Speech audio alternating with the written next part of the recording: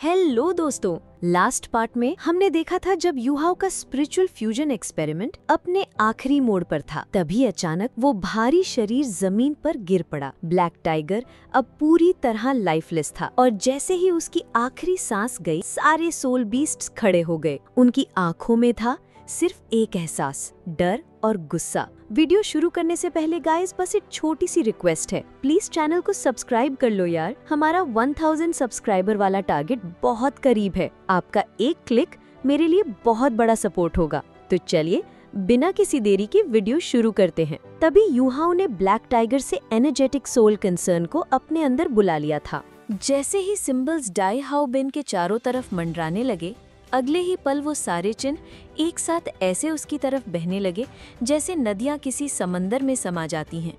और फिर एक ब्लैक सोल रिंग, जो आम सोल रिंग से लगभग दुगना बड़ा था, डाई हाओ बिन के पैरों के नीचे उभर आया। जैसे ही वो ऊपर उठा, उसके पुराने 5 सोल रिंग्स भी और ज्यादा डार्क हो गए। एक जोरदार टाइगर की दहाड़ डाई हाओ बिन के मुंह से निकली। फिर दूसरी एक्साइटेड रॉर सुनाई दी, एक और टाइगर्स रॉर। अब डाई हाओ बिन का नया ब्लैक सोल रिंग तेजी से चमक उठा और उसी के साथ उसका पूरा शरीर हल्का सा इल्यूजरी यानी पारदर्शी हो गया। और फिर उसकी चेस्ट से एक काली रोशनी निकली और उसके सामने आकार लेने लगी। 4 बड़ी टाइगर की क्लॉज जमीन पर गिरी और अब वो आकृति साफ दिखाई देने लगी। वही था लार्ज पाम्ड ब्लैक टाइगर, लेकिन अब वो मरणासन हालत में नहीं था। उसका शरीर और भी ताकतवर हो गया था। उसकी स्किन अब हल्की गोल्डन रोशनी में चमक रही थी और उसकी पीठ पर अब सफेद टाइगर स्ट्राइप्स उभर आई थी। उसके माथे पर जो किन का सिंबल था, वो भी अब बड़ा और चमकदार हो गया था। हालांकि उसका शरीर अब भी थोड़ा इल्यूजरी था, फिर भी वो पहले जैसे ही लग रहा था, बस और ज्यादा शक्तिशाली। वो लार्ज पाम्ड ब्लैक टाइगर फिर जोर से दहाड़ा, खुशी से। फिर वो डाई हाओ बिन की तरफ मुड़ा, खड़ा हुआ और अपने दोनों आगे के पंजे डाई हाओ बिन के कंधों पर रख दिए। डाई हाओ बिन जोर से हंस पड़ा। It worked. फिर उसने उस टाइगर के दोनों पंजों को पकड़कर ऊपर उठा लिया। अब वो टाइगर के पंजे उसके पीठ पर टिके थे और इंसान और बाघ दोनों शांत हो गए। डाई हाओ बिन ने जैसे ही अपना white tiger martial art activate किया, उसके फर के बीच के काले और सफेद हिस्से पूरी तरह ब्लैक हो गए। उसने अपने दाएं हाथ से हवा में एक हमला किया और एक मैसिव ब्लैक टाइगर पॉ मिड एयर में उभरा, जो जमीन पर गिरते ही एक गहरा क्रेटर बना गया, बिल्कुल टाइगर के पंजे के आकार का। उसके पीछे खड़ा लार्ज पाम्ड ब्लैक टाइगर आगे झुका और जोर से दौड़ने लगा। डाई हाओ बिन और वो टाइगर एकदम सिंक्रोनाइज हो चुके थे। डाई हाओ बिन हवा में उछला और सीधा टाइगर की पीठ पर जा बैठा। अब वो टाइगर प्लेन्स के बीच में इधर उधर उछलने लगा, ह्यूमंस और सोल बीस्ट्स के बीच, बहुत तेजी से। डाई हाओ बिन की हंसी लगातार गूंज रही थी। चारों तरफ एक्साइटमेंट फैल चुकी थी। हर तरफ से आवाजें आने लगी, spirit, it really is a spirit. अब तक दोनों साइड्स यानी ह्यूमंस और सोल बीस्ट्स पूरी तरह शॉक्ड और थ्रिल्ड थे। सोल बीस्ट्स की तरफ से भी अब अलग अलग तरह की दहाड़ और चीखें गूंजने लगी, लेकिन इस बार डर या गुस्से से नहीं, बल्कि उत्साह से। डी तियान की आंखों की ठंडी चमक अब एक अलग किस्म के उत्साह में बदल चुकी थी। It had worked. डाई हाओ बिन और लार्ज पाम्ड ब्लैक टाइगर के बीच जो इक्वल कॉन्ट्रैक्ट बना था, वो सफल हो गया था और अब ये टाइगर उसका नया छठा सोल रिंग बन चुका था, एक स्पिरिट के रूप में। अब सबके सामने स्पिरिट के फायदे साफ दिखाई दे रहे थे। स्पिरिट एक स्किल देता है, ठीक सोल रिंग की तरह, लेकिन स्पिरिट के पास खुद की कॉन्शियसनेस होती है, खुद की समझ और सोच। वो डाई हाओ बिन को अपनी पीठ पर बिठाकर ले जा रहा था, एक सजीव मजेस्टिक पार्टनर की तरह।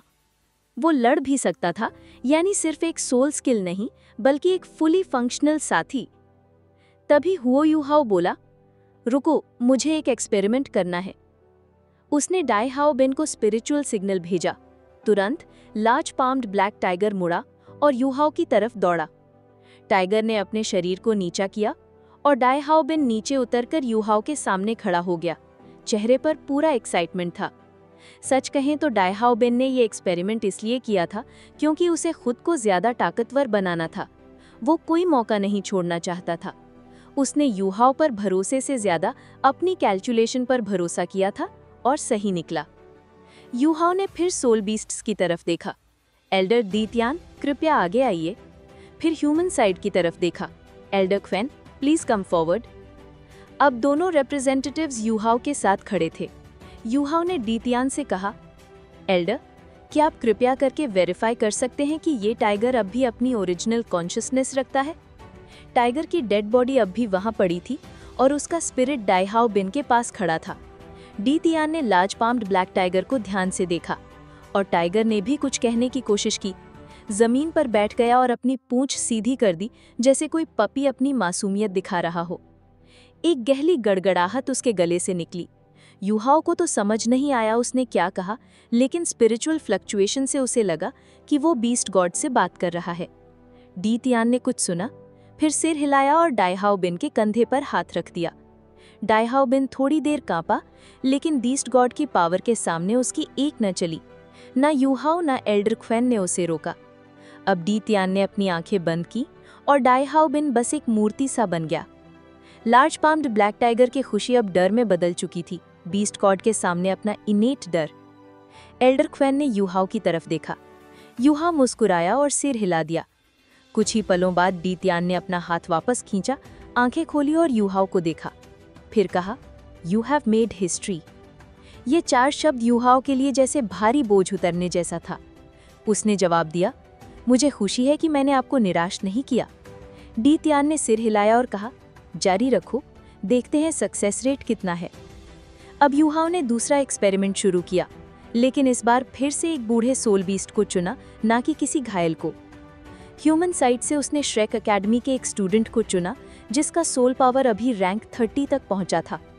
ये फ्यूजन बहुत स्मूथली हुआ। सिर्फ 2 घंटे में पूरा कॉन्ट्रैक्ट कंप्लीट हो गया। अब उस स्टूडेंट का स्पिरिट बन चुका था एक पर्पल जेड फाल्कन। फाल्कन को टाइगर की तरह राइड नहीं किया जा सकता, लेकिन उसके साथ स्टूडेंट का स्पिरिचुअल बॉन्ड एकदम क्लियर था। अब क्राउड में जोश और एक्साइटमेंट और बढ़ चुका था। अब सोल बीस्ट्स की आंखों में हॉस्टिलिटी कम हो रही थी और वो खुद आगे आने लगे। यूहाओ ने एक के बाद एक एक्सपेरिमेंट शुरू कर दिए। पहले की सक्सेस ने उसे और कॉन्फिडेंट और एक्सपीरियंस्ड बना दिया। हालांकि हर बार सक्सेस नहीं मिली। 20 एक्सपेरिमेंट्स में वो 2 बार फेल हुआ। एक सोल बीस्ट की तो मौत हो गई क्योंकि उसका शरीर बहुत कमजोर था। लेकिन इस फेलियर ने ओवरऑल रिजल्ट्स पर असर नहीं डाला। अब तक सक्सेस रेट 90% पहुंच चुकी थी। यूहाओ की वास्ट स्पिरिचुअल पावर ने उसे थकने नहीं दिया। सुबह से लेकर रात तक एक्सपेरिमेंट्स चलते रहे। उसने बीच में सिर्फ 2 बार ब्रेक लिया और रात होते होते पूरे 100 एक्सपेरिमेंट्स कंप्लीट हो गए। उनमें से 86 सक्सेसफुल रहे, 14 फेल हुए। 14 में से 6 सोल बीस्ट्स मारे गए, बाकी बचे 8 को यूहाओ ने दोबारा कॉन्ट्रैक्ट करने की कोशिश की। इस बार 5 और सफल हुए, 3 और मारे गए। अंत में फाइनल सक्सेस काउंट पहुंचा 91 सक्सेसफुल स्पिरिट्स। अब श्रेक एकेडमी और तीनों ह्यूमन एम्पायर्स के 91 सोल मास्टर्स के पास उनके खुद के स्पिरिट्स थे। ये एक्सपेरिमेंट एक हिस्टोरिक सक्सेस बन चुका था। सब अपने स्पिरिट्स को बार बार समन कर रहे थे, उनसे बॉन्ड बना रहे थे, और जो ये देख रहे थे वो बस सोच रहे थे, काश ये मौका हमें भी मिला होता। लेकिन हर कोई खुश नहीं था। सबसे ज्यादा नाखुश थे टाइटल डोलुओ। उनके सोल रिंग्स पहले से ही पूरे थे और वो कभी भी स्पिरिट नहीं पा सकते थे। जब उन्होंने अपने जूनियर्स को स्पिरिट्स के साथ देखा तो उनके मन में जलन उठना स्वाभाविक था। हालांकि एक्सपेरिमेंट सफल रहा, लेकिन हो यूहाओ ने सोल बीस्ट्स के साथ ही रहने की इच्छा जताई और खुद को बाकी सोल मास्टर से अलग रखा। पहले दिन का एक्सपेरिमेंट एक बड़ी सफलता रहा, लेकिन ये तो बस शुरुआत थी। अभी बहुत सी चीज़ों पर रिसर्च बाकी थी, जैसे कि सोल मास्टर और स्पिरिट के बीच फ्यूजन की स्थिति कैसी रही, कितना स्पिरिचुअल पावर खर्च हुआ और कितने सोल रिंग्स बन सकते हैं वगैरह। अगला सवाल ये था कि एक इंसान कितने स्पिरिट्स के साथ फ्यूज कर सकता है। फिर वो ये भी समझना चाहते थे कि क्या हो यूहाओ का इक्वल कॉन्ट्रैक्ट सिस्टम कोई और सोल मास्टर खुद से पूरा कर सकता है। अगर स्पिरिट सिस्टम को परफेक्ट करना था तो ये सारी चीज़ें ज़रूरी थीं। बेशक ये सब हो यूहाओ को खुद करने की ज़रूरत नहीं थी। श्रेक एकेडमी का मार्शल आर्ट्स रिसर्च पूरे कॉन्टिनेंट में सबसे आगे था।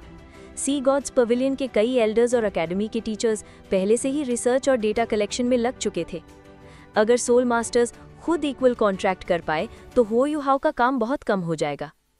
हो यूहाओ की आज की मेहनत बेकार नहीं गई थी। सबसे बड़ा बदलाव ये था कि ह्यूमंस और सोल बीस्ट्स के बीच की दुश्मनी काफी हद तक कम हो गई थी।